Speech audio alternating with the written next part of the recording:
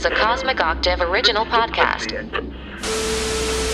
Me and Jake running down the street with a handful of comic books, kicking ass and banging chicks and drinking booze No, not and me. smoking Not weed. me. I'm married. Yeah, well, I'm married. Jake. Can't do that. Yeah. Off panel, off topic with Jake and Tyler. Yeah, turn that shit up already. Yeah, dude. Is that Freedom Rock, man? Freedom Rock. Welcome you're to way too young for that. Episode number 73 Google it. of Off Panel, Off Topic. Freedom Rock. You know, technically we're over 100 episodes, but that's also including all the bonus episodes. But Boner episodes? What kind of content are you putting out on our page? we're not even a minute in, and you go right to that. Get it together, man. Get it together. Anyway, we got a lot. Episode 73. Yeah. Could we call this one the Go Fuck Yourself episode? This is going to be, you know, everybody's trying to be thankful and nice for the Thanksgiving holiday. And we're like, you know what? Fuck you. This is the anti-Thanksgiving. This is get mad at people for no reason day 2022. Well, people say, what are you thankful for? We're going to tell you what we're tired of. exactly. Because you know what? I actually had a pleasant Thanksgiving. So now I'm mad about it. I'm at Thanksgiving for my mom. Yeah. Well, I didn't have a complete Thanksgiving, but I mean, we had a luncheon the day before because of the funeral and stuff. So it was like kind of Thanksgiving in a way. We were all together having food. Thanks, Tyler. Why are you squeezing me? Now it's getting weird. Get your hands off me. It was nice at first. Sometimes I wish we were TV. That was worthy of Between Two Ferns type shit. Yeah. Anyway, I had a nice Thanksgiving dinner with my wife and my son, and it was nice. He had a bunch. Oh, somebody's a turkey bigot over here. Hey man, ham is so much better than turkey, and turkey is such an over. If we're gonna eat a bird, let's do chicken, because chicken's actually good. Like turkey's shit. I'll say it right now. Turkey is a shit bird. And you son of a bitch. Oh, I love it. Son of a bitch. I love it when my meat is dry and puts me to sleep. Yeah. Lame. Oh. Look, I'm telling you right now, Jake loves his sweet meats, and that's what I get with a honey ham. If I had, I would keep telling you sound like a dude in a fucking Rankin Bass like stop motion fucking cartoon from the 60s. I like my sweet meat, Santa Claus. I do. you just worked yourself into a shoot, brother. You're over there hacking. Hey. I swallowed some of that blueberry Pop-Tart wrong. Well, I just had to give goddamn CPR to Tyler over. It's called the Heimlich maneuver. And Cooper did it, not you. That's why I had to take such a long break, because I was trying to give you CPR and it wasn't working. This dog was just like, I totally understand the Heimlich maneuver, but I do not have opposable thumbs. And kind of this is how you do it. You know, you interlock your hands. You know, why are you showing someone? There's no camera. After a while, he just said, "Get down," and just started jumping on my back. Yeah, like an 80-pound dog. And then I body slammed him onto the table, and yeah, like that, right out. This is goddamn blueberry so Pop-Tarts. Now we have to buy a new table. So shit. Yeah. Let's get into today's show. Even though we all agree that turkey sucks and fuck you. Ham is the best. You get a plate of turkey, corn. The only time I'll eat turkey is with gravy. You said your piece. You get a plate of turkey and mashed potatoes and corn and stuffing. And then you take that gravy boat and you just drown that shit, all of that shit, and then you just, you know what I mean? That's disgusting. What? That's just disgusting. What? The way that you took. I'm kidding. You're exactly right. But it does sound that's what I mean. like a sexual thing. I could eat the ham without the gravy. I don't need the gravy for the ham, but I have to have the gravy for the turkey because the turkey sucks. Don't you want gravy? What kind of gravy do you... I'm just saying, if we're going to have a day for a bird, make it chicken. No. Chicken is the better bird. You jerk. Okay, so now... Jerk. You know I'm right. That's why you're angry. That's why you're I'm not angry. I just want to clarify a couple things. One, Did you have mashed potatoes with your ham? No, we had cheesy potatoes. I don't even know who the fuck you are anymore. Jeez. Let's move on. Let's just get to the show. Cheesy fucking potatoes. If you can't already tell, what is the mashed potatoes and gravy? It's Thanksgiving, you heathens. Son of a bitch. Did you have corn? No, okay. We're done. We had cornbread. No, we had cheesy mac corn. Ah, what the fuck? It's mac and cheese with corn in it, and it's delicious. And my wife and I loved it. We're moving on. This is going to be a contentious episode. I'm just getting it off. You thought Black Adam was bad. It's going to be on a whole different level today. Black Adam wasn't that too. No, I mean, okay. In all fairness, that sounds like a wonderful, wonderful meal. However, I'm kind of a traditionalist with my You just let it Thanksgiving. go, man. No, I'm not going to fucking let it go. Because you sound like somebody who sadly had to defend turkey all day. Because everybody you know knows the truth that turkey sucks. No, just you. And I only Propaganda. talk to you. Oh. It's propaganda. You know who wanted it to be turkey? Ben Franklin. Because he had a weird thing about turkeys. Well, they're way better than eagles. Actually, the eagles at this point in American history are the perfect bird for Americans. Wow. Go look it up. They're bald and they're white. Hey! Let's get into the news. Turkey's awesome. Yeah, I cut you off. I censored you because you lied and said turkey's awesome and ham sucks, and I couldn't have that go over the You airwaves. fucking son of a bitch. Let's talk about the Guardians of the Galaxy Oh, Christ. holiday special. Jesus H. So, in Marvel, kind of keeping with a tradition they just set in October, I feel like we're gonna get some sort of Marvel special around the holidays. Like we got the Werewolf by Night for Halloween. Now we have the Guardians of the Galaxy holiday special, which apparently was not originally in the plan. It just, according to James Gunn, while filming the second movie, they said that, hey, we should make a Christmas special or do something like that. Because I think this was around the time when they knew that Disney Plus was going to be a thing, maybe, and they could kind of do something for that. So, yeah, they filmed this while filming Guardians of the Galaxy Volume 3. And I think you and I are going to have some very differing opinions on this.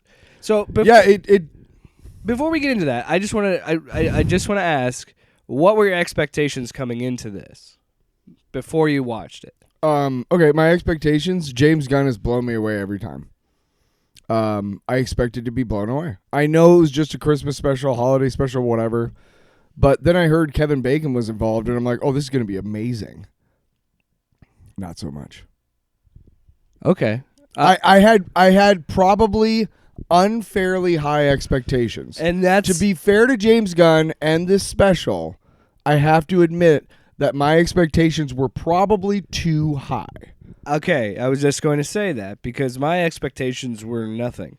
I was very low because I knew in my mind that it was just going to be a silly holiday special. It's going to be a one-off I knew that too. thing. I knew. But I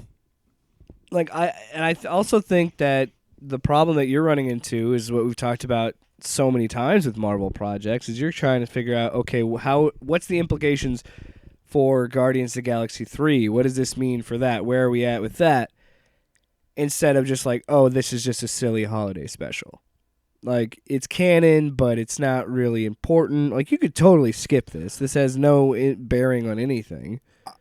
No. And you kind of wanted it to connect to a grander scheme. Because, I mean... It just seemed so loosely thrown together. It did not seem like a James Gunn project at all. Apparently, he wrote it in like a night. Like, he wrote... know, so, and do I have to say it? It shows. I could understand that. Look, I'm not saying it was perfect. No, at all in any way. You're right. It shouldn't be, and it wasn't ever said. It wasn't ever expected to be, and nobody ever said like, "Hey, this is gonna blow your minds." Like, no, nobody ever said that. And again, so I have to, for the sake of the show, because it's not bad. I don't think, man, I'd be hard pressed to find a Marvel project like it's like unwatchable. Well, an MCU rather. Yeah. Since they started doing Iron Man and all that, like I'd be hard pressed to find one that was like, ugh. Eternals still a little bit.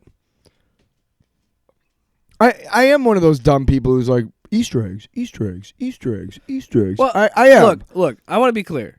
You didn't like it. But I didn't necessarily need that for it to be good. I just thought it was, I have to say it, I thought it was a bunch of throwaway shit that I didn't need. You didn't like it.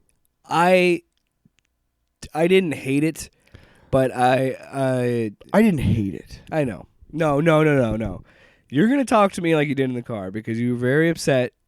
You came over and you're like, I'm going to fucking I'm going to tear this thing a new asshole. I thought we were talking about James Cameron. But yeah, no, seriously, you know what? Well, yeah, we'll talk about him later. Fuck yeah. Too. No, let's do it then. Fuck it. No, I fucking hated stop it. playing with I hated kid gloves. Be I honest. hated every fucking minute of it. The only good parts about it were the message at the end, which made me cry, and that was beautiful. Okay. Hear me out. I thought it was fine, but I thought it was totally unnecessary. I'm not going to say that it wasn't. Didn't it feel like Kevin Bacon was overdubbing every one of his fucking lines? I mean, there was so much wrong with it. When they were in the ship and they were talking to him, didn't it seem like, wow, somebody fucked up the boom mic, so they had to redub all of his lines? Look, it looked weird. I don't think it's great. I think it's fine. Then don't fucking put it on the air if it's not great. I'm serious. I'm fucking serious. All right, Feige go off, King. James Gunn. James Gunn and Feige have raised the fucking bar. If you're going to do a stupid little special, that's fine. Come out and tell us that. This is a stupid little special. You don't have to watch it if you don't want to. Because guess what? Unless you're insanely like, I don't know. I don't know who this is for, but it ain't for me. It's for families, Tyler. Fucking great, dude. I'm a single dude who's almost 50. I will tell you it's totally unnecessary, but you know what else is totally unnecessary? Every fucking Christmas special ever. Fair. They're so unnecessary, but I am a sucker for that shit. And I like that it was cheesy and ridiculous, and I'll be honest, it's not the strongest writing from James Gunn. It's not the strongest Guardians. It looked like project. every actor phoned it in, dude. Like every actor on the thing was like, "Yeah, oh, you're my sister." But again, what are you expecting? Wow. It's a silly holiday special. If they're making a fucking movie, you know what? This lowers my expectation for Guardians of the Galaxy Volume 3. This is a 1-hour TV special. This is all this is. So in between takes of a really great performance in GOTG Volume 3, you're going to give me some shitty fucking takes of you on a special? So you're worried about the next movie? Fuck yes, now I am. I'm not at oh all my worried. God, yes I am. I'm not at all worried. Oh my God. Everybody that's worked on it said it's the most emotional one. Uh-huh. So I'm taking... So did they save it all for the movie and just give us the shit here? Yeah. Then fucking tell us Are you that. fucking kidding me? This is a 45-minute advertisement for the next movie. That's what this is. What are we pretending it is? And you know what? This happens all the fucking time. There's hour-long Shrek Christmas specials and Thanksgiving specials, Halloween specials. There's fucking... And I do not understand the fucking draw of the old Toy goddamn Story, Halloween 97s. specials. What is the big deal with the old fucking 97s? Stop it. I thought they were fun. Enough. I thought they were fun. I know you Hey, did. I have criticisms of it. Right now, I'll tell you my biggest criticism. It took way too long for Drax and Mantis to get to Kevin Bacon. Yeah. I mean, we got 45 minutes. Let's move this Yeah, shit why along. are you giving us a bar montage, dude? And then And it wasn't even that good. And then a picture with the fans. And then like that, you could have cut that. I agree with that. But I also think it's one of those things of like, well, we're already here. Let's just film this because we've already filmed the movie. We're already here. There were moments of brilliant comedy to me. I mean, not brilliant comedy, but there were moments that made me laugh out loud. Like, I want the little funny man. Like, okay, you want to get Kevin Bacon for Peter's Christmas or the little funny man? I want the little funny man. No, you're supposed to choose the Peter. Like, I liked the Kane bit got a little annoying. I was like, does this look like a man to you? And I was like, I thought that was no. kind of funny, but yeah, it went too long. Yeah. She should have just been like, here's my stripey tubey thing and then left. Now we are even. Like, Yes. that would have been That fine. would have been it. Cut right there. But that was funny when he was like, what about your little stripey man? I'm like, you think this looks like a man? It's a shape, obviously. Yeah. But okay, like They were when he throws her over the the gate. Who was in charge of that? Because you failed. And then Drax jumps over. Failed there too. Hey, I think the bad CGI adds to the charm of it. Being a shitty. Fuck you then, Tyler. This is a shitty Christmas special. What are you expecting? You're making me go Jerry Seinfeld on you. Fuck you then, man. What are you doing, Tyler? Why? Why do you want to do that to me? Christmas special. Christmas special. Kramer. Boom, Kramer. Kramer, you can't really do on audio because you'd have to slide into the scene. Also, I don't want to do Kramer because I just think Michael Richards is just such a tool. Wow. So moving on with I made one of the most beloved characters ever in television history, which gives me carte blanche to be a cocksucker the rest of my life. Tyler, I'll be honest with you. I feel like this could have been I think the ending is what worked for me. I think this could have been 30 minutes, and you could have had them go and get Kevin Bacon, bring him back, and do the part. Because honestly, when they get back to the rest of the Guardians, and he's like, it's this beautiful moment. It looks like Christmas. It's a really cute, sweet moment, and then he's ruffling in the box, and it's Kevin Bacon, and he opens it up, and Star-Lord, and Peter is just like, this is human trafficking. You can't just kidnap people. Like, the fact that he immediately shat on it because, he's a normal human. Well, it's wrong. And he knows it's wrong. And he's like, what the fuck, guys? Yeah. This is not what you do. Yeah. But, like, that all works for me. And then the sweet little moments of this, you can say whatever you feel about the song. The song's whatever. But, like, the moment where Groot is giving them all the dioramas, I thought that was really cute. Even the fact that he has the one dude holding a smaller version of himself, I thought that was funny. I don't know. It was really sentimental at the end, and I really liked that, and I agree with you. I think if they would have cut so much out of this and just had to be this little 30-minute special, I think you would probably feel differently about it. Can I tell you what would have made this special perfect for me? Sure. The entire fucking show is done in rotoscope, like the bookend animation sequence. Oh yeah, I would have liked that too. If the entire thing, I wouldn't have given a shit about CGI because obviously it would have been different. Yeah. I wouldn't have given a shit about perform. You know what I mean? Yeah. I wouldn't have given a shit about that because who cares? It's a cartoon. Yeah. But the best thing I about have to be I have to be fair to the creators because I love all of them so much and I have such respect for all of the things that they've done. And I like seeing the things that they do. I want to continue. I don't want to shit all over it. And I hope that's not what I'm doing. You just didn't like it. It's fine. But I have to be fair to the project and everything by saying that my expectations were unfair going into this. Yeah. They were unfair to the project, to the creators, all that. Having said that, I still just I went out and got Hardee's. I got some movie theater popcorn from the thing. I didn't know how long it was. I thought it was a holiday. I'm like, dude, I'm ready to spend a good chunk of my time watching this awesome thing. I got ready. And then within 5 minutes, I'm like, this is bullshit. This burger is better than this. I was eating a French silk pie. Ooh. I was eating Thanksgiving leftovers while I was watching it. So, yeah. So I was in a good mood. Maybe it was the pie. Maybe the pie just put me in such a good mood. I'm not saying I wasn't in a good mood. It's just, I wish I would have looked and seen that it was 45 minutes before I went and got lunch and everything. Or I basically had a late lunch yesterday, around 1 or 2. I wish I would have looked and seen 45 minutes and be like, okay, so before, honestly, if I had left the house going to get food and snacks and all that, knowing that it was 45 minutes, I probably wouldn't. I think I started building it up in my head as I was traveling. Yeah. So then when I finally got back to the house, I was giddy like, about your food. Dude, I got Frisco Burger combo with a Coke and Curly's, man. I got movie theater popcorn. I got Baby Ruth minis or Babe Ruth. Is it Baby Ruth? I think it's Babe Ruth. Baby Ruth minis. I got fucking these minis. I am ready to go. I am ready to, let's just. And within 5 minutes, I'm like, oh, Tyler.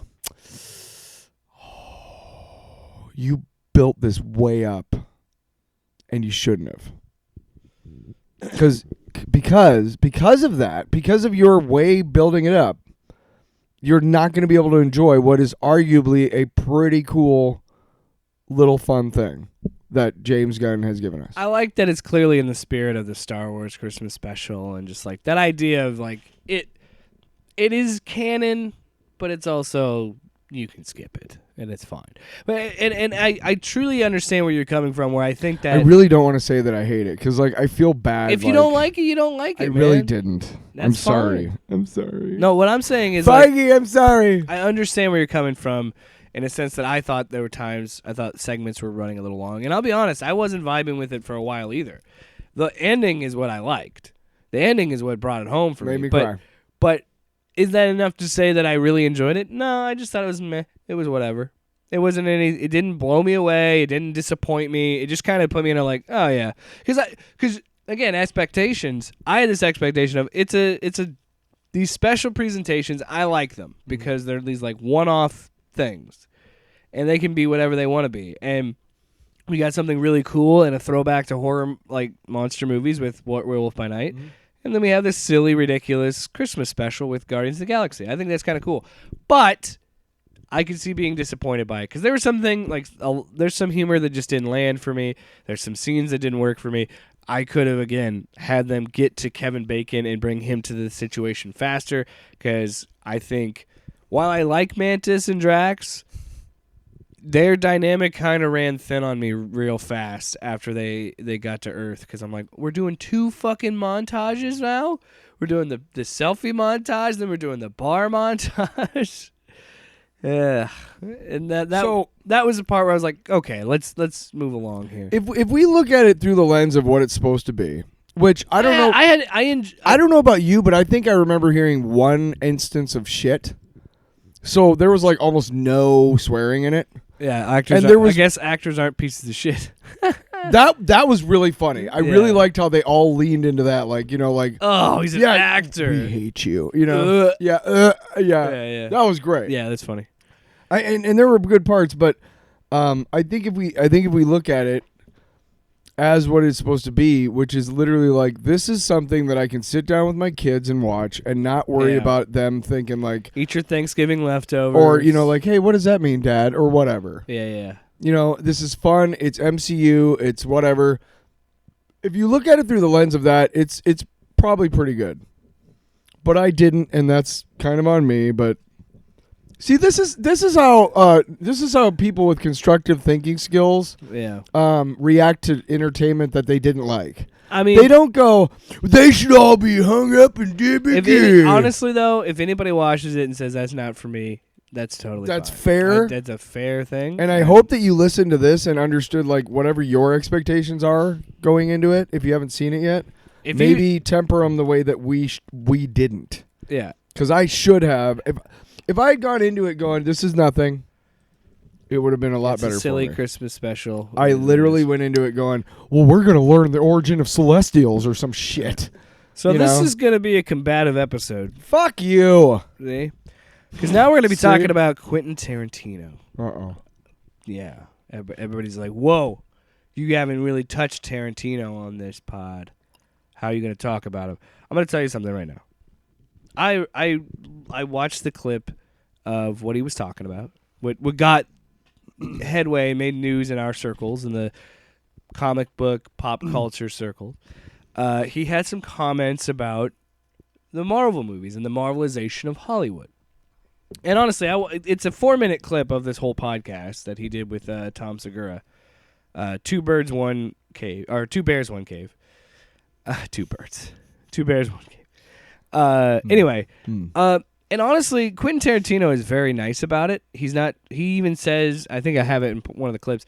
He says, like, I'm not meaning to say this to rag on them. Like, he's not saying it. He's saying it as a movie lover. He's saying it as someone. And he's coming from I think, a good place. I think he's not trying to be mean or anything. I want to also say to this, and, you know, we have the Scorsese thing saying it's a theme park, and James Cameron had his comment. We'll get to James Cameron. We'll fucking get to you, Jimmy. Fuck.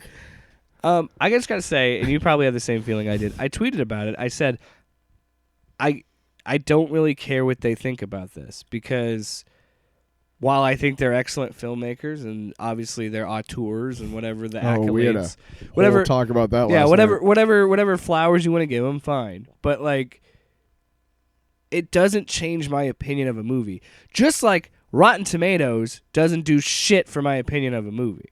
Yeah, there's times when I'm looking on a streaming service, I can see a movie is obviously bad, and I see its Rotten Tomatoes score, and I'm like, oh well, okay, clearly this. But if there's something that I want to see or something I want to enjoy, when Hollywood comes out with a movie project or whatever, and I'm like, why? I do love seeing like a shitty Rotten Tomatoes score. I do, because it's like, well, fucking, what did you expect, assholes? I love to see Hollywood fail because things need to change. But at the same time, you'll until applaud, they fail at more. the same time, you'll applaud when something's good. If I like something and I see a good Rotten Tomatoes score, I'm like, cool. But neither one of those instances makes me want to see or not see a movie. The only time that happens is when I see like a sci-fi original movie and it's like, okay, well, yeah, it's a sci-fi movie and it has a low Rotten Tomato score. It makes whatever, But what I'm trying to say in general is I don't let a website dictate what movie I watch. I don't let a director's opinion dictate a movie that I watch. And I said in the tweet, if you enjoy it, it enhances our experience. If you yourself enjoy it, that's all that matters. Yeah, it enhances your experience. Some people take it as gospel, which is sad. Because we live in a binary world that has to be like, this is good or this is bad. And they can never be like, yeah, most people think this is bad, but I enjoy it. Perfect example. There were a bunch of times in the holiday special, the Guardians holiday special, that I liked. But, again, it wasn't all for me. It just didn't work for you. Yeah. I don't think it's bad necessarily, like, overall. You know what I mean? Yeah, that's what I'm saying. And like I said, like that's how you disagree with something. I didn't like it. I've said on this show, this is why. I always try and find good in the movie. Even if I don't like the movie, I try to find things that I did like. You don't have to add on, this is why you shouldn't like it either, because they're trying to destroy our culture. No. But anyway, I pulled two clips from the interview that I thought were interesting, and I really just cut out Tom Segura response. The thing I like about Tom is that I used to work at a video store, and then I just like make movies, Anyway, here's the first clip. I don't love them. All right. I mean, look, I used to collect Marvel comics like crazy when I was a kid, and so there's an aspect that if these movies were coming out when I was in my 20s, I would totally be fucking happy and totally love them. I mean, they wouldn't be the only movies being made; they would be those movies amongst other movies. But I'm almost 60, so I'm not quite as excited about them as. Can I tell you the thing? I mean, for me, I don't have your. I'm not here to rag on those. Yeah, so it's like I don't have any. My only axe to grind against them is they're the only things that seem to be made, and they're the only things that seem to generate any kind of excitement. So that's a fair criticism. That's what I was going to say. I think this is a fair take. And I agree with him on some levels. You know how many times I am on a streaming service and I've talked about you, and I know we do this podcast. I know we talk about superheroes. I love talking about superheroes. Yeah. But I also like incorporating other things into this show and talking about other entertainment because there's other things out there. And I actively look at things that aren't superhero related because I have to, because there's so much superhero stuff. So on an aspect, I understand what he's saying, and it does feel like they're the only movies getting made. Because they're the ones that make the most money. They're the ones that get the most advertising. When I a couple years ago, I quit a job and I had like $12,000 in a 401k, and I didn't want to work for a little while, so I took it all out and got really penalized for it and all that shit. I had to pay shitty taxes next year, whatever. While I was out shopping during one of these many shopping binges that I went on, because instead of using that $12,000 responsibly to live for like a couple months, I was like, nah, I'm going to go buy a TV and about 14 Marvel movies at $20 a pop, Blu-ray and the digital cop, right? Yeah. Now we have Disney Plus, and all of those movies are on Disney Plus. Now I do like that I have solid copies of them. Yeah. But you know how often I think, man, I really want to watch one of those. Any one of them. And immediately, as soon as any one of them pop into my head, I'm like, nah, not really. And not because it's not rewatchable, but not a lot of it is timeless. Yeah. And Tom Segura says in this clip that he feels like it's just a lot of it's carbon copies. And that's a fair criticism while as well. I do understand what he's saying. I don't totally agree that they're carbon copies, but I do I think what he's implying is there's a formula, and there is. There's a an template. MCU formula. There's a template. Yeah. And again, those are fair criticisms. I'm not, and again, proving that I'm not a fucking Marvel shill. I think those are fair criticisms. Also, look, I'll yeah. be honest. Mhm. When it was ramping up to Infinity War, when it was ramping up to Endgame, I was like, fuck yeah, give me 3 movies a year. Yeah. But now I'm thinking, oh shit, now we're past that. Now we're getting 3 movies a year. You and I had talked about That's it. why people have hated Phase 4 because they're not understanding. Like, There were they're 16 hours of content. They're expecting everything to interconnect like Infinity War and Endgame did. I'm like, no, that was a special thing. Instead, they should be. It'll be another 10 years till that happens again, at least. Instead, they should. Yeah. Enjoy the content for the content that it is. Also, I don't know if you heard, I clearly heard Quentin Tarantino say, I'm not here to rag on this shit. He's not. He has. You want to know what? That's he why I never talks believe. disparagingly about Right. it at all. You know why I believe that? Because that's what he fucking said. Because I've never. What is wrong with people? Well, that's the thing. I've never seen Tarantino as a confrontational guy unless being pushed in an interview. He sure does 'Cause, like feet, though. And but he doesn't. Who doesn't? Who doesn't want to jerk off on a foot? Jesus Christ. Yes.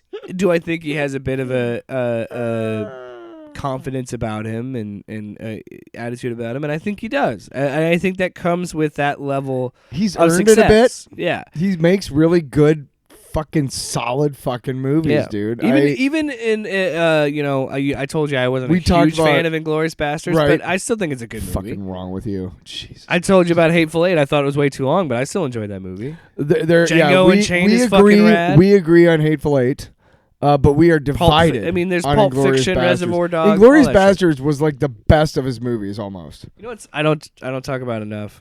Fucking those Kill Bill movies. Those are so good. Yeah. Anyway. Here's another clip from that interview that Tarantino. Again, to show you, he doesn't. His big issue is valid. There's too many of them, and then this is the one that everybody's latched onto when he talks about why it's killing movies. The idea of the movie star. But but to go back to your initial question, part of the Marvelization of Hollywood is it's the you have all these actors who have become famous playing these parts, characters, but they're not movie stars. Right. Captain America is the star. Right. Thor is the star. I mean, I'm not the first person to say that. I think that's been said a zillion times. But it's like it's these franchise characters that become a star. Before though, okay. Here's a better way to say it. It's like before. Again, I'm cutting out most of Tom Segura.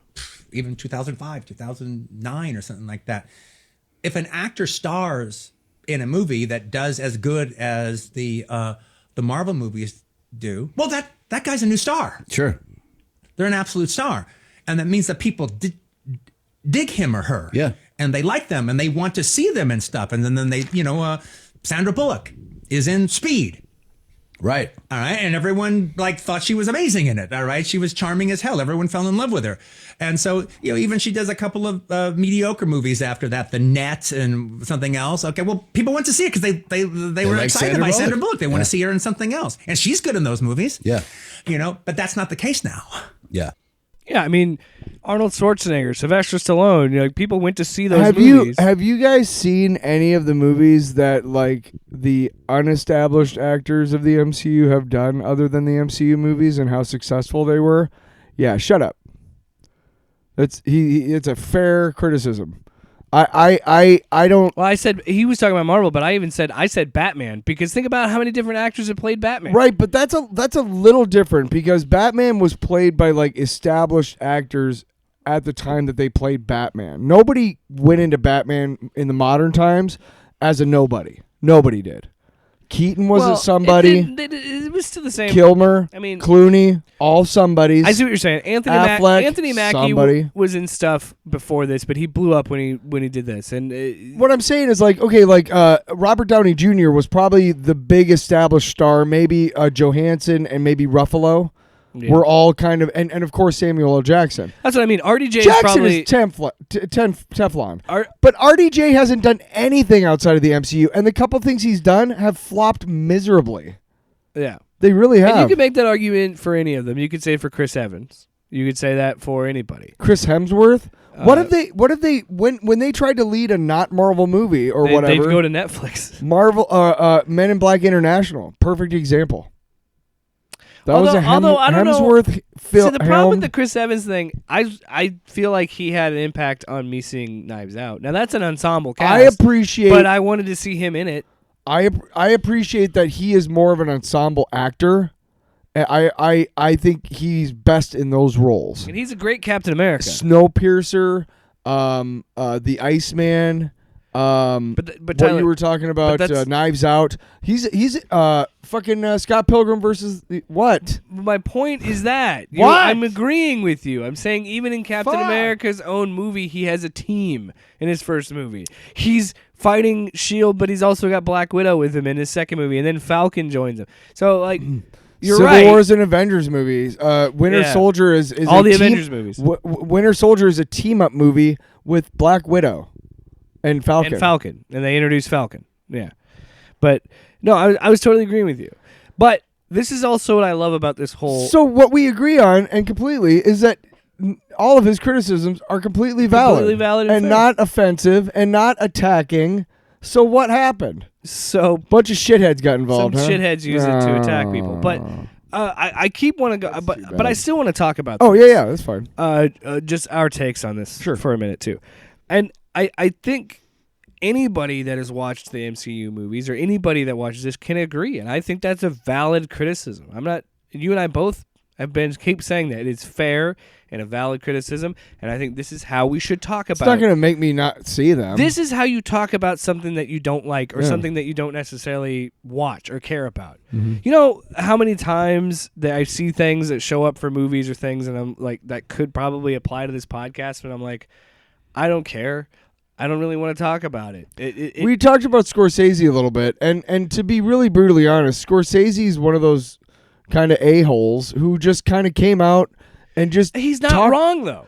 About calling it a theme park, he's not necessarily wrong. Right, but I respect... I like theme parks. I respect Tarantino's criticism more than Scorsese's Yeah. for a simple reason. I fucking know Quentin has seen some MCU movies. I fucking know Scorsese hasn't.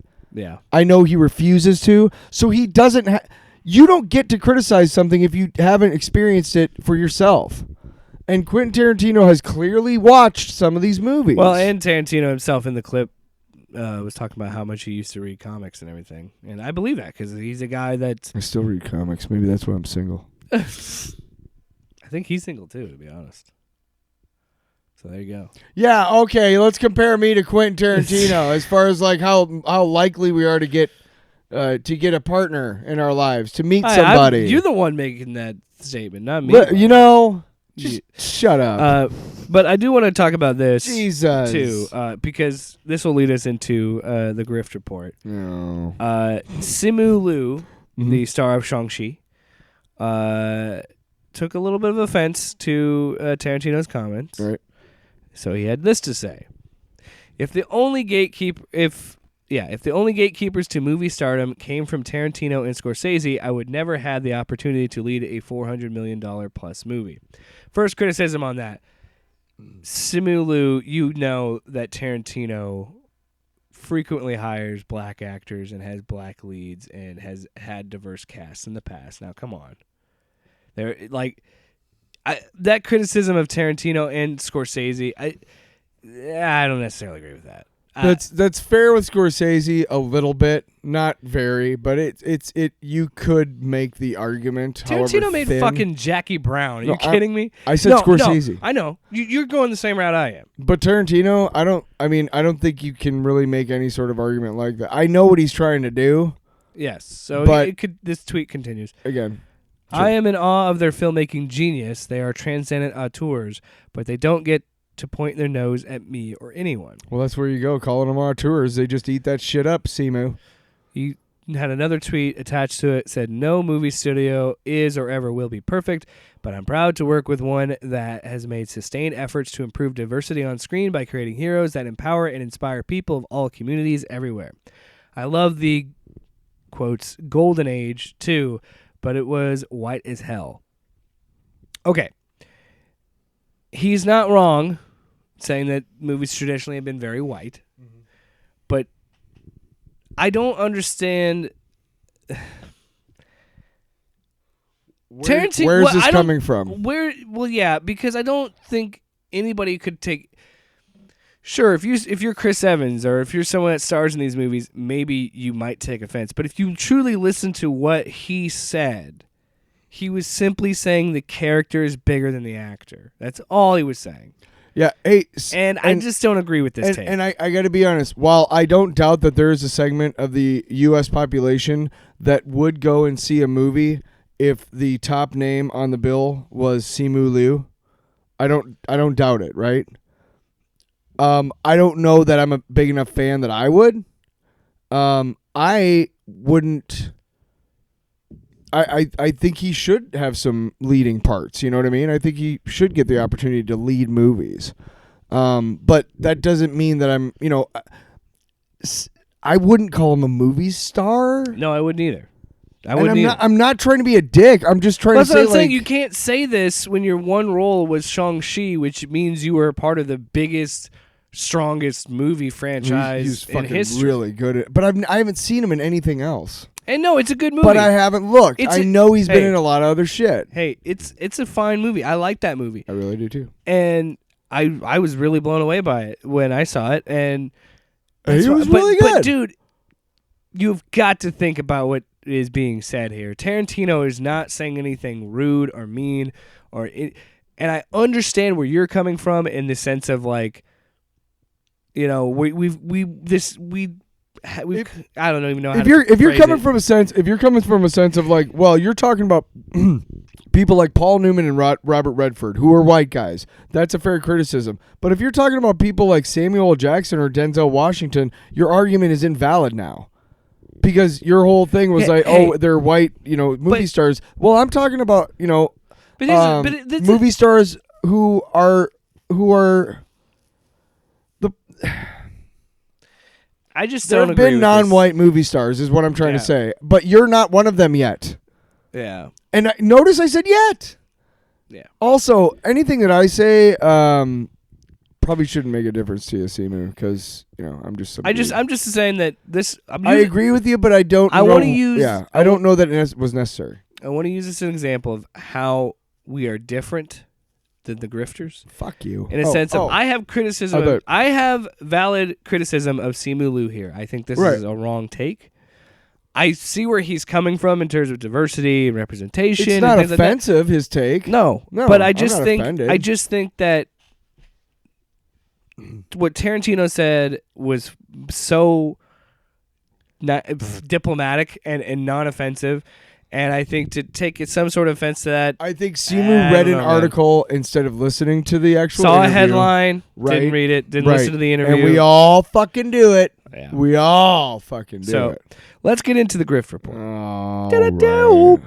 Fucking Grift Report, you pieces of shit. We're going to take you apart, girl. So, on the topic of Tarantino's comments. Some more, but all right. So, this is, again, the difference between you. This is a chair. This is the difference between us and them. We agree. This is the difference between us and them. This is the difference between us and them, because we don't talk shit. Well, actually, we do. They use gun. No. We use a pen. Here's an example of agreeing with Tarantino. Like that? We started a rap group. Here's an example of agreeing with Tarantino for all the wrong reasons. So, Jeremy from Geeks and Gamers read the article that featured the full quote of what Tarantino said, and acknowledges that he's not attacking Chris Evans, but then Jeremy from Geeks and Gamers will. And I'll give you a little backstory on why he doesn't like Chris Evans so much after the clip. Now, while Tarantino's not putting Chris Evans down, I am. Because I think Chris Evans is an objectively terrible human being. I think he's trash. And I do like the fact that he is not a movie star has continued to be exposed over and over again. And I go back to the Lightyear thing. Again, that still movie talking about lost Lightyear. So much money. And Disney, I guess, felt like he was going to elevate it, when in reality, he was never going to elevate it because he's not a movie star. So rightfully it lost money, especially after his virtue signaling that impacted it. But that's the arrogance of someone like Chris Evans. He's been elevated based on a character. So he thinks he's famous. He thinks he actually has influence. He thinks he actually has a voice. But in reality, he doesn't, and no one really cares about him. That's weird. Jeremy, I think it's interesting and kind of groundbreaking how you just wrote a segment about yourself and read it in the third person. Let's listen to that again, but he's talking about himself. This is going to be way better. Tarantino's not putting Chris Evans down. Jeremy down. I'm putting Jeremy Jeremy Chris down. Evans is an objectively terrible human Jeremy's being. I think he's trash. Oh, this is projection. And I do like the fact that I like the fact that he is not a movie star. Yeah, you're has definitely continued not to be exposed over and over again. You are, And Jeremy. then go back to the Lightyear thing again. That They still can't stop talking about Lightyear because Tarantino said Chris Evans, Captain America, in an interview. They use that as a jumping off point to just shit on Chris Evans. I would have a lot and again, more. Jeremy, not completely off base. Who's with the other guy? Ryan Cannell. Just listen. He's not off base saying that Chris Evans isn't as big of a star without Captain America. Yeah, but why does it make you so mad? But you're blaming it on the fact that he said that people that had problems with a gay couple are dinosaurs. The And one they'll- time and Jeremy they- had people sex are- with a woman. No, he just she called cried homophobes out- what they were. He She said cried out, "Chris Evans," and now he hates him forever. no, he hates him because Chris Evans basically said to him he feels insulted by Chris Evans saying, "Hey, stop being a fucking bigot." That's why it's much more funny if you listen to it. We don't have to listen But to it that's again. why I'm laughing at it because it's like, Yeah. while you could have the right take on this, you still have to take it into this petty lane of attacking Chris Evans. There was one video he was talking about Lightyear. He flipped off the camera and goes, "Big fuck you" to Chris Evans. And I'm like, for what? He said that people that think that gay people are bad will eventually die out, is what he hopes. Yeah. So people No, will that's stop exactly- Dude, hating people what we're- existing, letting alone the fact that we just had a shooting where people were killed because they were gay. Hey, real quick question, because I mean this is a conservative talking point. The cops saved the day, right, at that shooting? I think so. I don't know. They didn't actually. Oh, they yeah, it was actually ended up people. tackling the guy who did save the day because they're fucking morons and they were standing outside while the shooting was happening.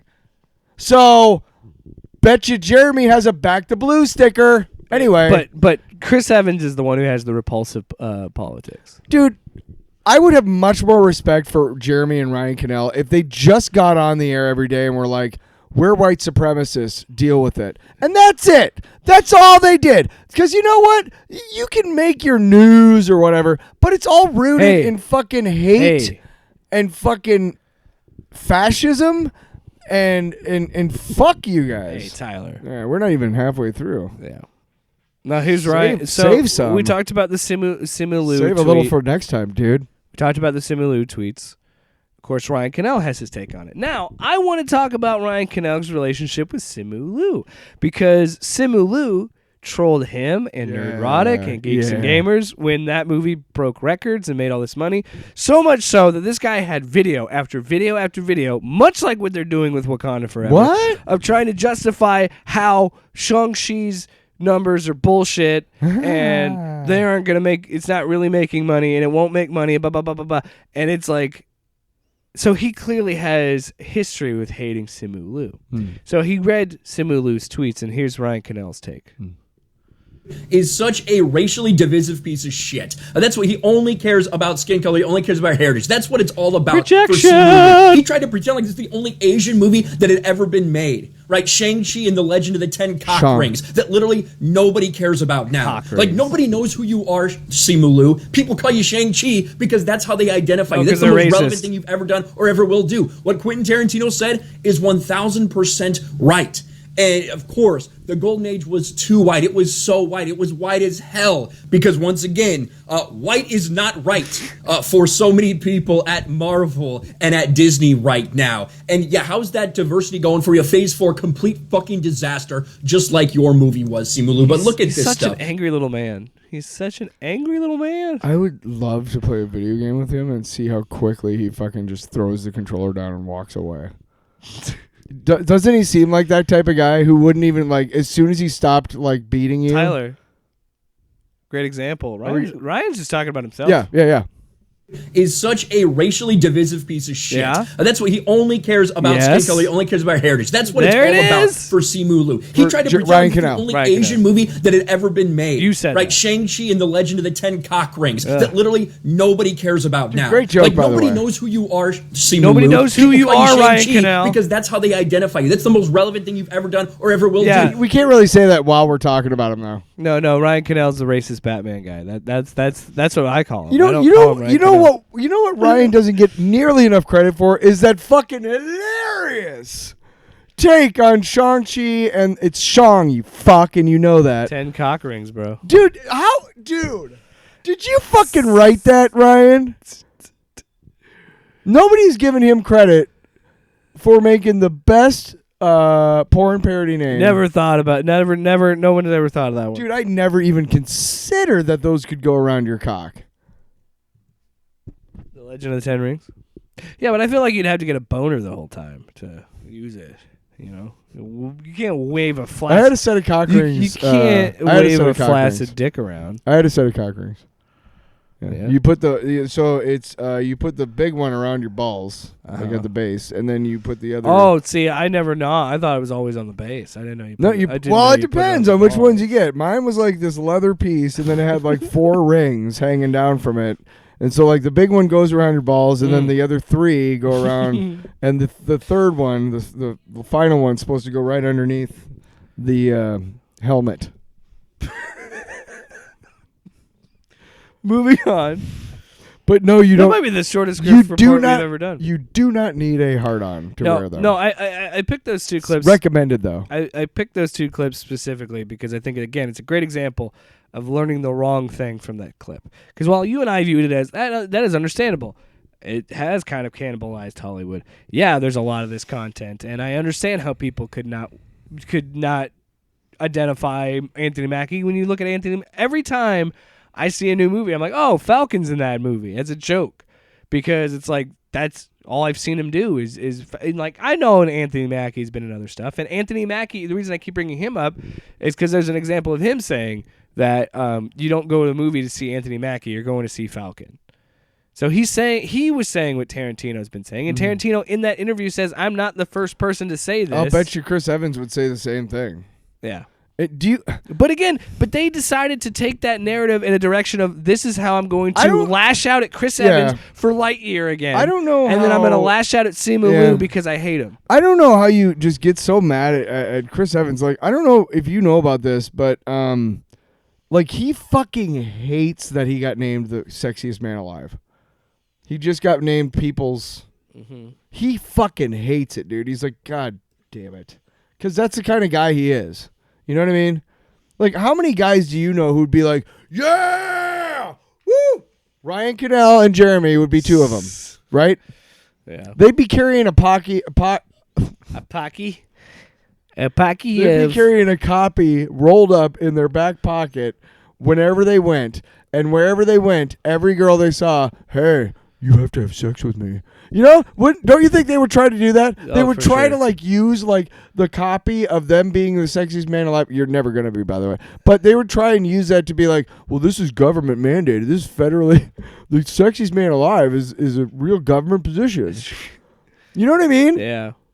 Tom Cruise is the sexiest So you man. want to talk to me? Who's the better person? Well, let's see. Oh, I forgot. The one guy who's so humble. I forgot to mention, in that clip that Jeremy had, he said Tom Cruise is a movie star, which is fair. Tom Cruise is a movie star.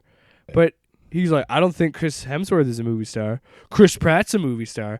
And that's because Chris Pratt was in the Terminal List that's on Amazon, and these chuds have been like celebrating the Terminal List because it was written by a veteran that's like this like right-wing nut job. And, you know. Well, Chris is not and is no stranger to upholding a little bit. I have a complicated relationship with Chris Pratt. Me too, because I like his acting, dude. I think I love him as I love him as Star-Lord, and I want to, yeah. As Andy Dwyer, he is Hilarious. my favorite like fictional character. Almost, he's just awesome, right? Just awesome. The wedding they have, you know, when he's dressed as Mr. Tears, I can't remember. Yeah. But I know what you're trying to say. I know what you're talking about. But then you start reading all and here's the thing. I will say having seen all of the sides of the argument, I do think he was unfairly linked to like some homophobic stuff because of some other things, and he explained it and in very good detail. He made it clear like what was going on and everything, and I would never be associated with a church like that, and it was proven that he's never had any association with that particular church, and so on and so forth. So, but I yeah. Well, Chris, it's not that people are looking to take you down. It's people are looking to take the church down. I'm sorry, and I'm sorry that you feel like that's an attack on you. But I'm sorry. It's complicated. Let's move on. Oh boy. Let's move on to something that we both agree on. Welcome next week. Tune in to my new podcast. The God Pod. The God Pod. That's already. I'm sure that's already a fucking thing. There's about 1 million fucking podcasts being broadcast in this neighborhood alone. This one right here. I'm pretty sure that out of the 8 houses that are on our side of the street, that at least 3 are having podcasts recorded in the basement right now. Wow, at least that's incredible. Everybody has a podcast, Jake. Oh, you're right. Everybody does. I'm surprised my mom doesn't. She should. I'd love to hear it. I was watching Ion today, and you wouldn't believe it.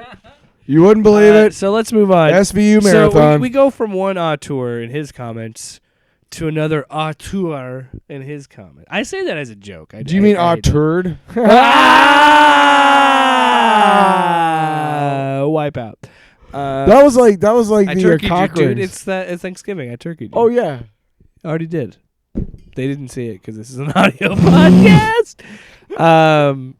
So James Cameron, he's on the full on. He's been on the press tour, getting ready for Avatar 2. Avatar. Oh, you mean the hand job tour?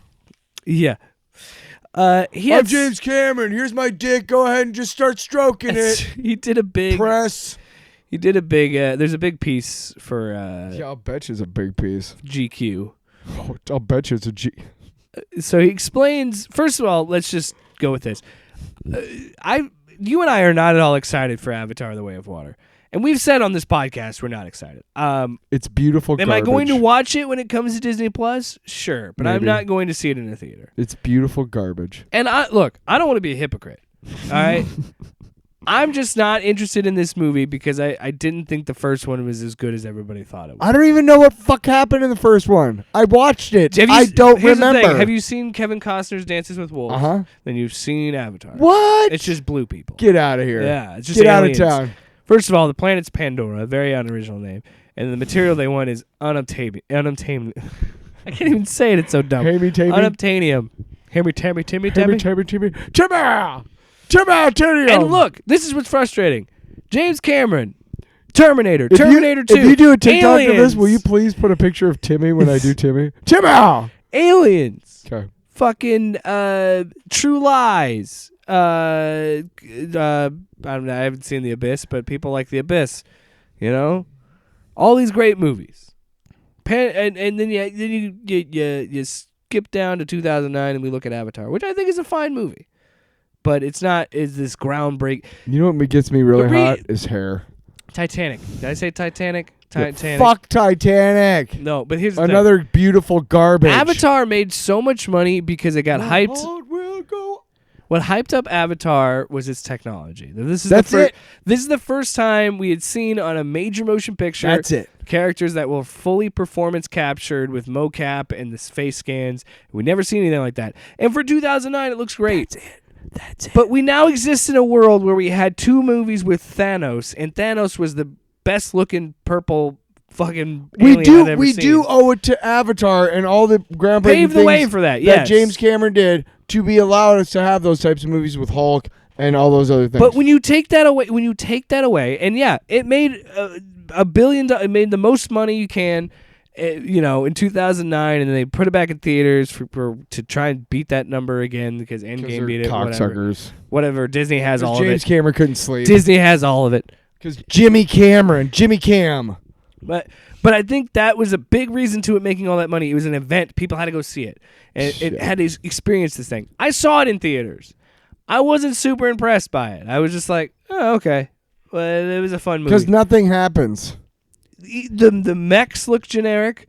The aliens are cool. Like the Na'vi look cool. But it's also, again, it's literally the same. We've seen this story before where we've seen it's a person of another race, in this case species, but another race that joins the group of a people of a certain race and then starts to understand who they are, what they believe. Is the regular Avatar on Disney Plus? Yeah.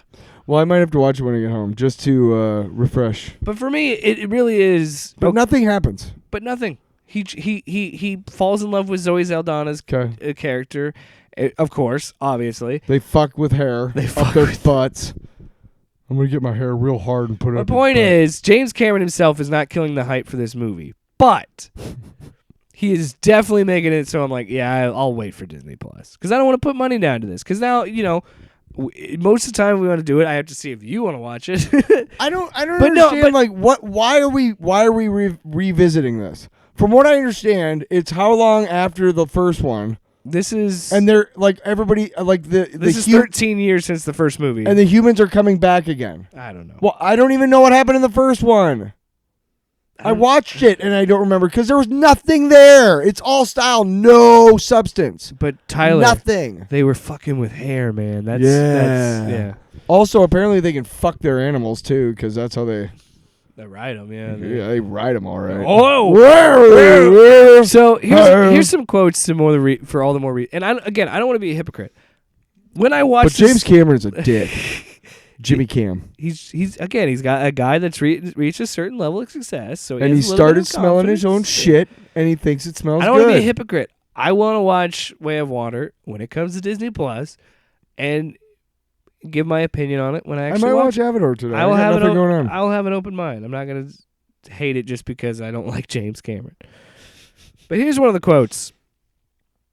I woke up after dreaming of this. This is how Avatar came to him in a dream. Because apparently everything comes to him in a dream. Oh, no. We'll get to that quote. Terminator don't came... spoil it. No. I'm okay. not, that's a different quote. Gotcha, okay. But yeah, Terminator came to him in a dream. The ending to Aliens came to him in a dream, and this came to him in a dream apparently in 1996. So it says, I woke up after dreaming of this kind of bioluminescent forest with these trees that look like fiber optic lamps, and this river that was glowing bioluminescent particles and kind of purple moss on the ground that lit up when you walk on it, and then kinds of lizards that didn't look like much until they took off. And then they turn into these rotating fans, kind of like kind of like living frisbees, and they come down and land on something. It was all in the dream. I woke up super excited, and I actually drew it. So I actually have a drawing, and it's saying this from about 10 lawsuits. In a successful film, there's always some freak with a tinfoil under their wig, and thinks you've beamed the idea out of their head. And it turns out they were like 10 or 11 of them. There's more to this quote. I'm almost done. And what is he talking about? So he's saying like he had this dream of all the things. He drew some of it, and he kept it with him to prove that it was his idea back in 1996. Because there's a bunch of conspiracy theorists that try and steal your ideas, I guess. So there you go. Well, I think Dances with Wolves came out around 1996. There, Jimmy. I think it's funny that like this whole quote. Brilliant. He's it's brilliant. Like, oh, I tell you. Look, I'm not down. He didn't dream about this. I was like, that's cool. I also don't care. But here's the part that annoyed me about his dreams. Because again, what he described, cool, dude. I as someone who writes, I've had ideas for writing in my dreams. That's normal. I'm not judging that. But I want you to know, James, it's normal. That's the most important thing. It's normal. Not everybody, but most creative people do it normally, right? Mm-hmm. No. Only James Cameron, because he says, quote, I have my own private streaming service. That's better than any of that shit out there, and it runs every night for free. James, I'm not doubting you have cool dreams and fun dreams, and maybe you're a lucid dreamer or whatever. Yeah. But everybody has cool dreams. Everybody has fun dreams. We talked about this last night. If there was a Jimmy Cameron dream stream channel on he's my the smart star TV, of every movie, every on show. my smart TV, you know how fucking boring that would be for me? Even if it was free, motherfucker. Hey, here's me with 3 of my 5 wives at once. I'm such a brilliant filmmaker that my dreams are like a streaming service in my head that I get to see every night when I close my eyes. James, I just have one question for you. Why do you keep getting married? No, I'm not going to talk about that. No, I'm going to be, because you know that you're no good as a husband. You're just no good. Jesus, No. Tyler. Why does all of his marriages fail? I don't Because know. he gets into his movies and they go, you don't have time for me, and da-da-da. I guarantee it. So maybe just leave the rest. Maybe leave women alone. What does that have to do with anything that I just said? I just don't like him. I don't want him like having babies and stuff. It's because he's on his 5th wife. Is that your problem with him? You know, I bet you he's all about family values. What? Though. Why wasn't I want to know? I don't even know what you're talking about. I just think it's. I didn't start fucking my 4th wife until I had moved out of the house that I was sharing with my 3rd wife. I am an honorable man. But have you seen Avatar? Avatar came to me when I was dreaming while sleeping next to my 2nd wife. It was happening in my head. It was called the James Cameron Dream Stream. Yeah, fuck off, man. You know, just fuck off, Jimmy. Oh, God. What? Zoe Saldana was talking about working. She's coming back for the sequel. She's talking about the differences working with James Cameron versus Marvel. Here's what she said, quote, "Without Jim's heavy brain, this would all fall apart." I hate this. I hate this so much. Again, I don't want to be a hypocrite. I want to give the movie a fair shake, so when I can watch it, I will. But I am not going to a theater to see Avatar: The Way of Water, so I do apologize. If you want our review, I'm sorry.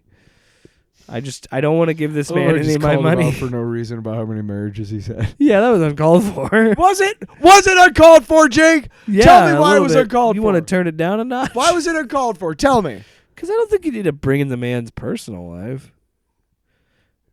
Just because he's got the James Cameron. You know, he dream was story. once married to a woman because she produced his movies. Are you talking about Catherine Bigelow? No, I'm talking about Gaylan Hurd. Oh, really? His 2nd wife. Oh, yeah. Oh, yeah, she made Aliens. And then once he was done with her. Wow. James Cameron. Who's number 3? Maybe I'm just saying, are you trying to keep an entire fucking city of divorce lawyers in business? Maybe just don't get married. Maybe just live together for a while, because you know eventually it's not going to work out, Jim. You just know. Either they're going to be upset because you're spending too much time on your goddamn movies, or you're an asshole. Maybe they just left because they were tired of hearing about the Avatar planned sequels. Maybe they just left because they were tired of asking to, when's the next Avatar movie would you coming fuck out? me with your hair?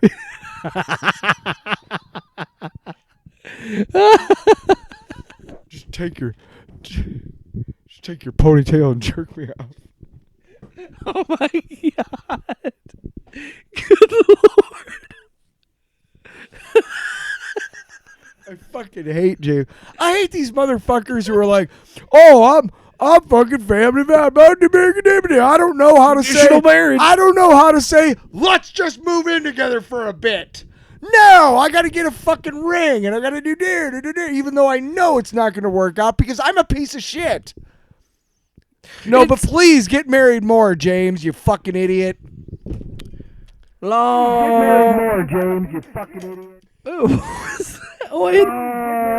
James, you fucking idiot. I don't even know what that was. Residual hate. It's the name of my band. I think it's on a different effect. That's what happened. I got so mad, I fucking pulled up the runner on the. So my long box is pile of shit. A movie in a box. It's long and it's gift wrapped, just for you, Jimmy. The fact that you took time to wrap the turd.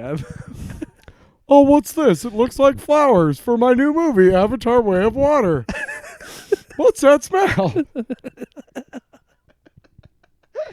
The fuck is wrong with it's a turd wrapped in burnt hair. What were you going to talk about? I don't know. This is too much fun. A turd wrapped in burnt. You know what? Okay, so my long box is stripes, and I got a couple of So when I was like 9, maybe 10 years old, I saw my first R-rated movie that I wasn't supposed to see, that my parents didn't know I was watching. Like, I was at a friend's house after school, and it was Stripes. And I don't remember a lot of it. I just remember because I was so looking for all of the stuff that I wasn't supposed to see that I kind of didn't really pay attention to the movie. Like, I was looking for boobies, and I was listening. You know what I mean? Like, I was looking for stuff that I couldn't see in the movies that I saw. I had heard about these things called boobies. They sounded pretty cool. And then there's a whole mud wrestling scene where all of them like end up topless. And it was like, wow, holy cow. So that was like my first experience with R-rated movies. Now I watch it and see how tame it was, and I'm like, yeah, you weren't like breaking ground or anything there, Tyler. Yeah. You know, you weren't like, oh my God, like watching Taxi Driver or something. Yeah. You know, or Goodfellas or something, which was not out at the time. I'm an old man. So I watched that. I started watching it again the other night, and the funny thing about this movie is it's got a shitload of people in it. John Larroquette, Judge Reinhold, Bill Murray, Harold Ramis, John Candy, a bunch of bit players from other movies you've seen before in other movies, a bunch of SCTV guys, and Ivan Reitman from the National Lampoon. That was like one of his first movies. His first, he did Ghostbusters and all that. And it's still a pretty good movie. But the funny thing about this movie is it's basically 2 parts. It's them going through basic training and then everything else. And if you've watched the movie, even if you love the movie, the only part that really is rememberable or is quotable and everything is the first part. Everything after that, when they go and like take this thing to Germany and they have to rescue their superior officer like behind Russian enemy lines, is so forgettable. It's so forgettable. Yeah. So it's just really funny that it's basically 2 movies inside one, and almost nobody remembers the second one because it's just kind of. But here's the thing. I started watching it and I realized I don't really. There's times when I don't really like Bill Murray. I think he's smug and kind of a jackass, and I'm kind of like, it's not that cute. And now everybody's starting to come out about that, yeah. And this is what his girlfriend says at one point, is like, it's not that cute anymore, John. And then it's a different time, so like they're going through they're in the recruiter's office and he's asking them questions, and they're being totally jackasses, like not even aware of the fact that they're joining the fucking military. You know, like, okay, well, we have to ask this one, are either of you 2 homosexuals? And they both look at each other and kind of give each other kind of looks and like, no, but we're willing to learn. And he's like, okay, I just have to ask that, fellas. You know, and it's like, it's just, there's different things about it that are a little problematic, but I think it's still a good movie. It still holds up. It's just, I urge you to watch the entire movie because it's not, the second part isn't bad. It's just, the first part is so memorable and so quotable in all of those scenes that the second part just cannot hold up in comparison. So if you're bored on a Saturday and you got nothing better to do and your team just lost to the Cornhuskers. Yeah, it's funny because that's my long box. Nebraska beat the Iowa Hawkeyes. I will let me give the floor to you. Bragging rights, son. You're not going to use the effects to do it? What? See, that's what happens. There's something wrong with the. Fuck! See, that's what happens. There's something wrong with the. Fuck! Sounds like I'm coming through like a. The rye? Like an old, like when they first had like video, like the bit rate of the video back in early YouTube days. Here's a couple of classic punchlines to classic Irish jokes. I've heard it coming through the rye, but this is ridiculous. And she's in the barn making Johnny Walker Red. What you think? I've heard it coming through the rye, but this is ridiculous. All right, Anyway, yeah, Nebraska beat Iowa fuck you. in their annual rivalry game. It was Yeah. beautiful. Now Nebraska's having biscuits.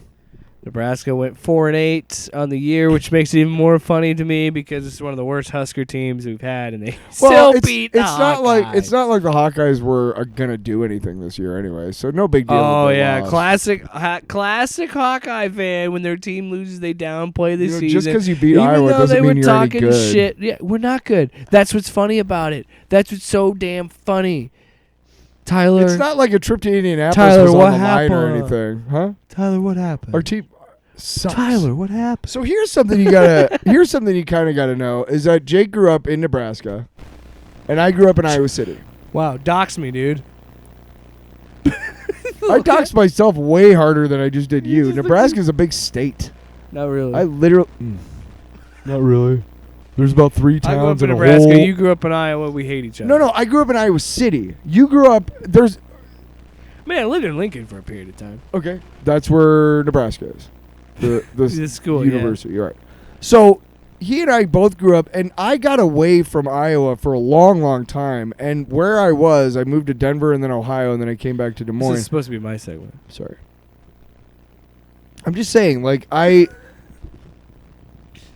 You went around. You come back to Iowa, and they're good. no.